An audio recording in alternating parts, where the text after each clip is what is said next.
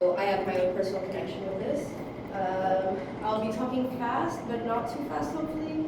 Okay, let's continue. My original proposal, my objective was what I wanted to go into the biological reason of learning differences, which I didn't end up doing because I really started focused on the teachings of it. How different teaching methods work, which I do cover. How some school systems can fail to benefit students in need, I do cover in a bit. I didn't get to do a demo lesson because I don't know kids to do it with, but I have my artifact, which is a physical learning lesson. Okay. Project management and planning. Okay, here's the beefy part. Sorry, I'm congested, so I sound weird. So this beginning part, you can read as I'm talking. I'm going to skim through some of it, majority, but the whole thing goes into detail. So these were my meetings with my mentor. A little bit about my mentor. Her name is Debbie Little. She has been my tutor since I was in 4th grade. A little bit about her. She's very overqualified. If I read all of her qualifications, that would be 10 minutes right there. So I'm just going to do her qualifications. She has a Master's of Science in Counseling, Psychology from Northeastern University. She taught ESL for several years at the Olin Center in Boston. She was a clinician and consult on Lyndon Moon Bell Learning Processing, which, remember that name, is important. She first started working with kids with dyslexia and reading comprehension issues at this time, and then she has about like 10, 12 more disorder. Those 4 are the main chunk, like what I focused on that affects that group the most. Then there's language processing disorder, neuroverbal learning disorder. Also, there's going to be spelling mistakes on this. I'm dyslexic, so it plays along. ADHD, neurodivergent people, and phonemic awareness, that's a very broad category which I will get into. And phonemic awareness will play into my artifact. Our second thing, I asked differences gets an IEP because that helps them. Like my IEP states that I get 30 plus minutes on a test if I need it. I can get a reader for tests because I struggle with reading it and comprehending it.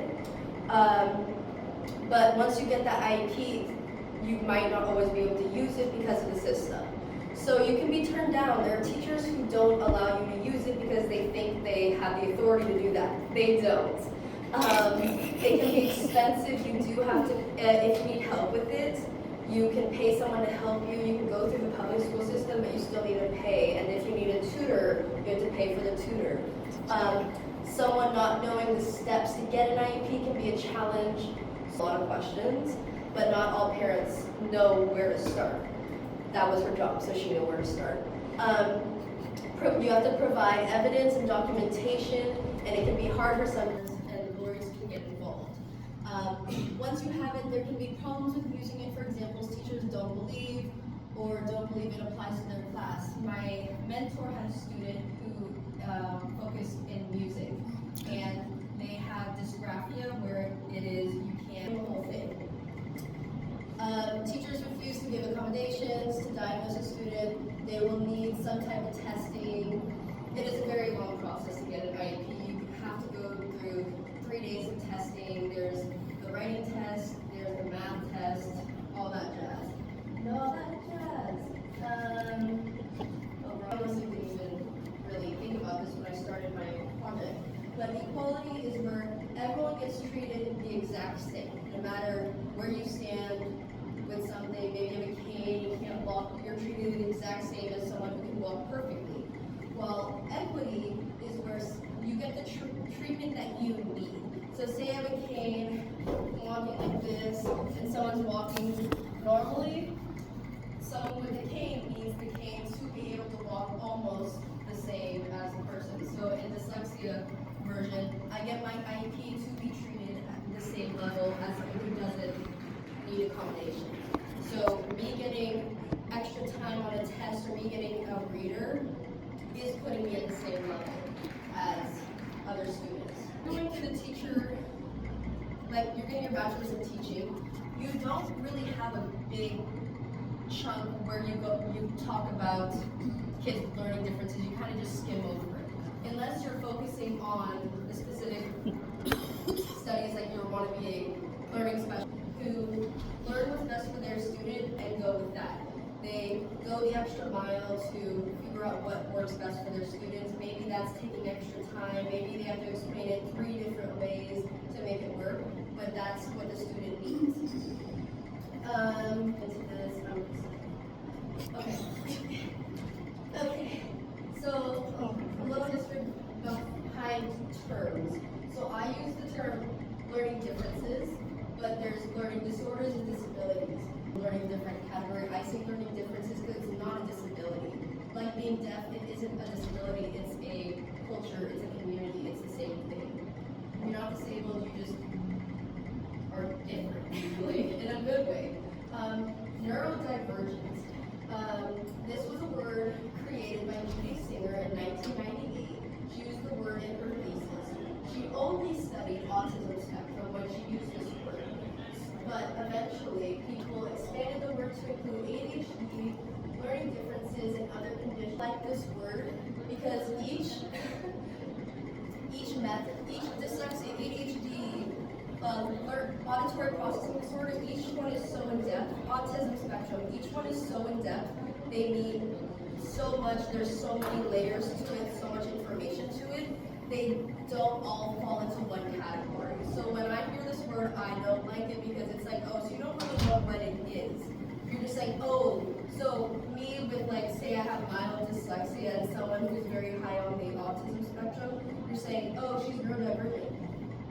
But we're not at the same level. We're all being categorized in the same thing. So I don't like it because everyone has their own struggles and we shouldn't all be categorized in the same thing.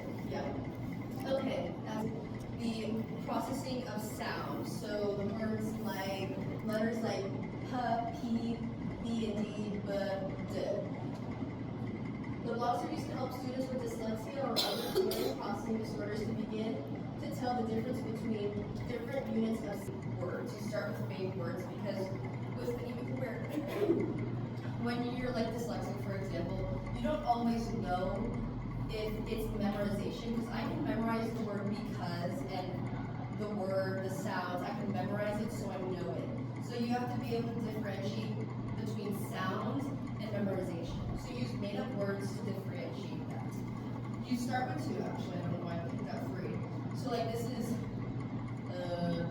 put uses music, it's the music that rhymes and helps you remember it.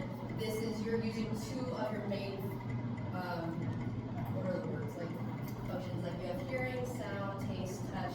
You're using the 2 of them in one to help you remember it. And study shows that that is good. Video,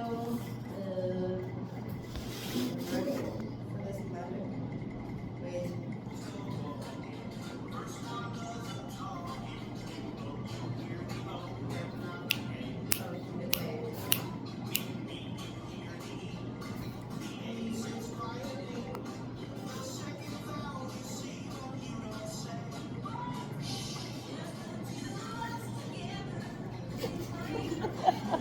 Oh my god. Yeah, so I go into detail about that as playing. I have tips, all this stuff when I was a kid. So I grew up with this learning understanding, and now looking back at it as an adult, as a new adult, and seeing the actual science behind it and understanding behind it was really cool to me because I could see why it does what it does and how it helps students. And I could talk about this all day, but that is my 10 minutes, so thank you, and next person.